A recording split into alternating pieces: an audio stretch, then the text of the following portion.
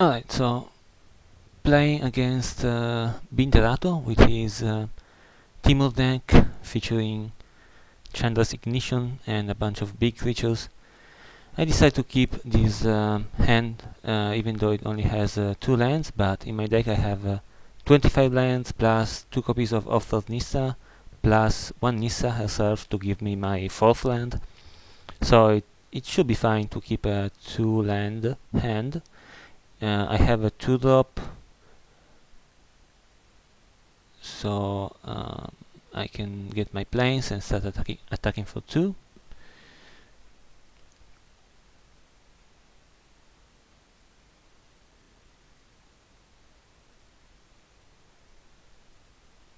And my opponent is not doing much, so I can play my 2-drop. I draw an even better one.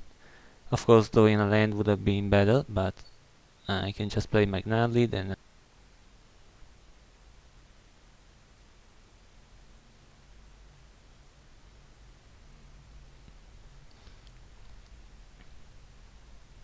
okay, some card selection for my opponent.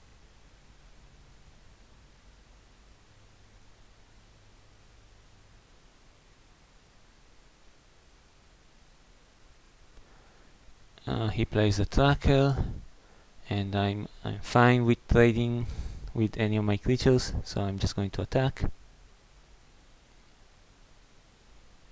And he chooses to not block.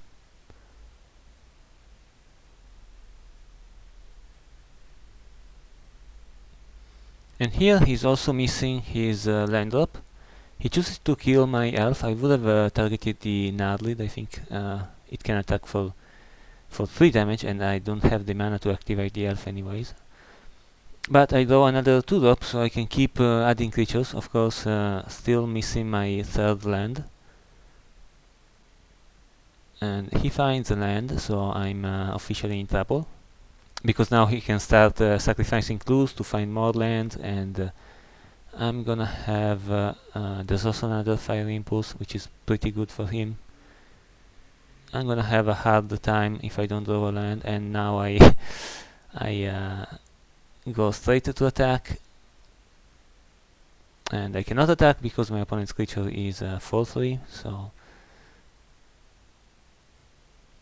and there's another land and an Arlinn Kord, which is gonna make a wolf. So yeah, I can, if I draw a land. Here I'm zooming because I don't want the priority to pass automatically. That's a little trick that you can do. Just zoom on a card and you will not pass priority. Anyways, I can attack with my Gnarlid to to kill a wolf. That's not too bad. Of course, Tireless Tracker is gonna get killed by Arlinn herself. So she's gonna flip back. So my tracker dies, and another land,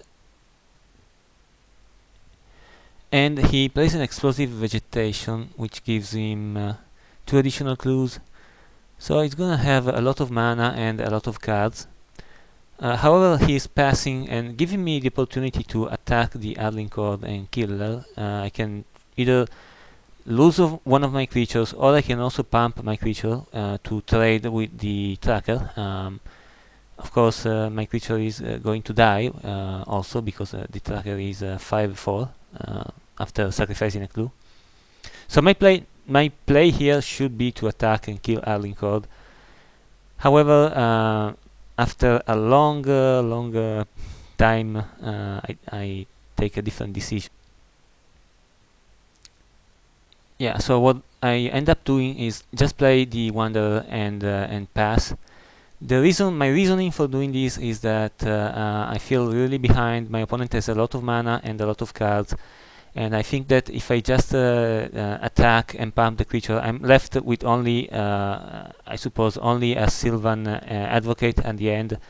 Against my opponent with so much mana and so many cards, I feel that it would not be enough to win. So I think that by maybe keeping my creatures alive and maybe having saving the infuse with the elements in my hand, I can get something better going.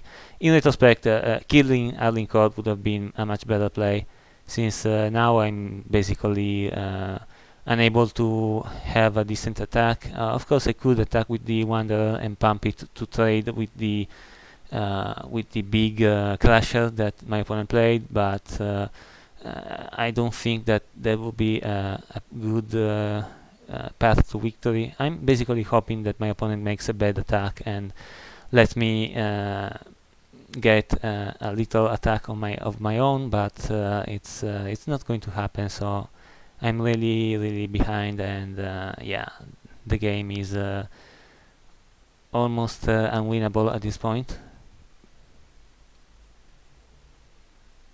And also he gets a Rogue's Passage, which makes things even harder. And another land. So yeah, missing so many land drops is the real problem here for me.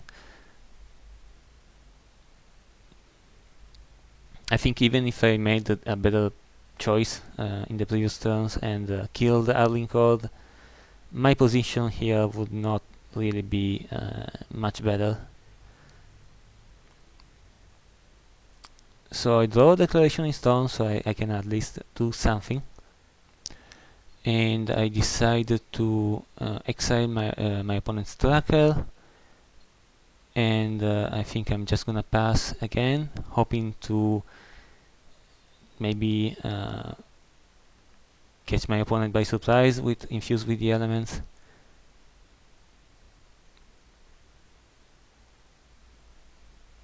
So he activates Arlinn again and uses Rogue's Passage, just like in the previous turn. He's going to attack me.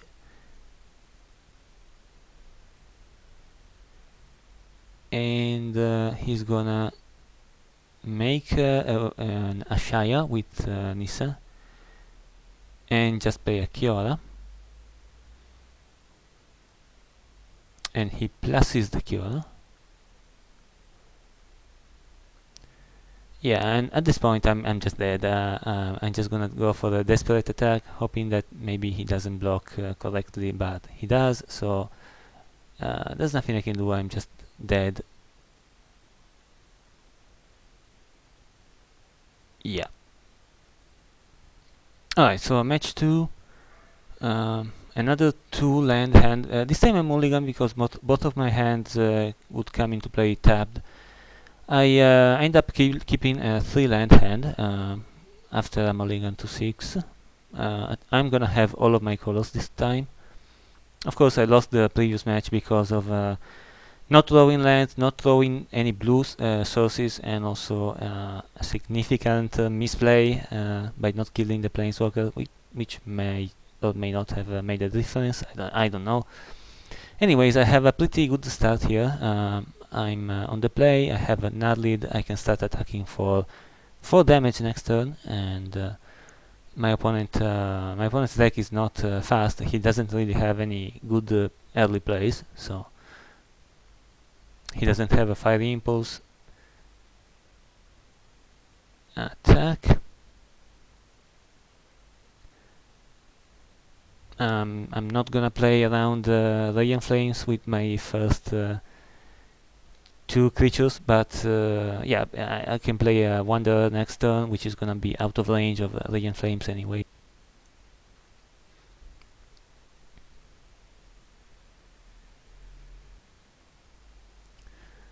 Oh, he does have a Fiery Impulse. He kills, I think, the less dangerous of my creatures. Because again, the Gnarlid can attack for 3 damage. And I'm just gonna play a Wanderer, and I'm out of spells in my hand. Hopefully I will draw something. Okay, he has the Tracker again. I can attack for 9 damage next turn, which is pretty good. And I even draw a Reflector Mage, which I can immediately play to bounce the Tracker. It's a very big tempo swing. I get my Mountain just in case I draw another Convert spell. I have all of my colors already. I have double white That's all I need. And attack for 9. And he doesn't have a play. He cannot replay the tracker. I draw Infuse with the elements. So this is this is a very fast win. Okay, so for the decider match, I have a very good hand.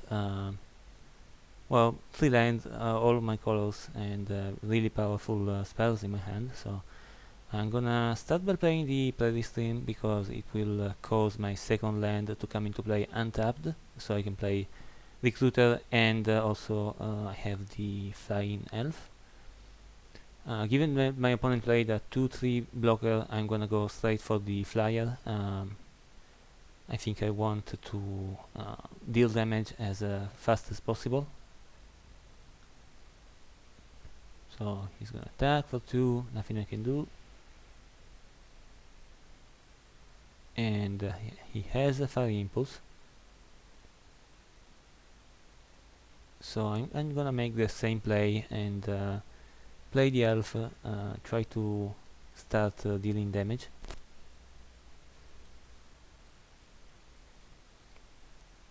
Take another 2, but I'm not too worried about taking damage. He has the tracker again and the land.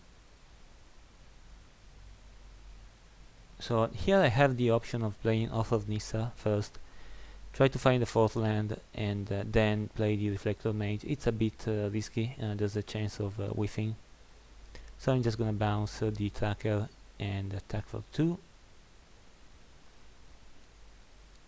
Reflector Mage is really good against these creature decks. So he sacrifices the clue, probably looking for a land. He finds the land.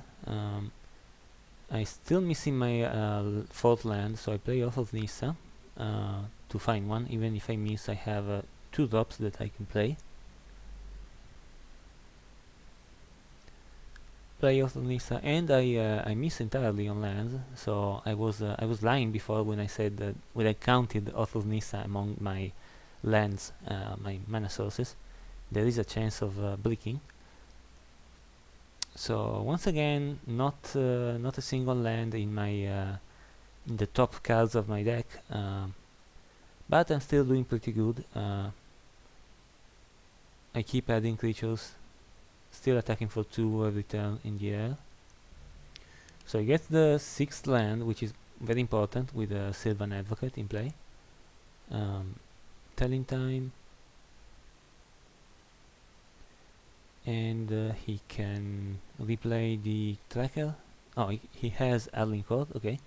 So he makes a wolf, yeah. And this time I'm not gonna make the same mistake. I think I'm gonna kill the Arlinn Kord while I can. So I go with the Bounding Crisis to tap the Sylvan Advocate and attack everyone on Arlinn just to be guaranteed to kill her. And of course this amounts to 6 points of life gained for my opponent in a sense. So it's not too bad for him. Now Guardian of Tazeem is a problem. If I draw my 4th land, I can attack with my Flyer and just use Infuse with the elements, but fortunately that doesn't happen. So I'm in a bit of trouble here. Once again, mana screwed. And again, after thinking for a long time, trying to figure out how I'm gonna win this game, I just played the Tireless Tracker. Of course, if my opponent has a Radiant Flames, I'm completely dead anyways, so there's no point in playing around it. He's gonna tap my Flyer. He also has a Rogue's Passage, which is pretty important because it means that any land that he draws next turn is gonna be lethal. He can just tap my Flyer, attack with a 4-power creature, making it blockable. And here I draw finally my 4th land, so If he doesn't draw land, I have a small chance by leaving my flyer back on defense and pumping it to kill the Guardian of Tazeem, and then I'm still probably dead because of the Rogue's Passage. I could attack with everyone here, even by pumping with Infuse with the Elements, and even if it doesn't block anything, I think it wouldn't even be lethal, and I would be dead next turn. So I really don't have any good play here. So once again, after taking a long time thinking, I decided to do nothing. I'm not gonna attack, I'm not gonna play anything, I'm gonna just pass with Infuse with the Elements, trying to ambush the Sphinx. Unfortunately, he has the land, so yeah, I had no chance of winning. He's just gonna make a creature unblockable, and I'm dead. I sacrificed my clue just to see if I had a removal spell on top. That was another option, just having a Declaration in Stone maybe, but even that would not have been enough. So yeah, that's 2-1 for Binderato.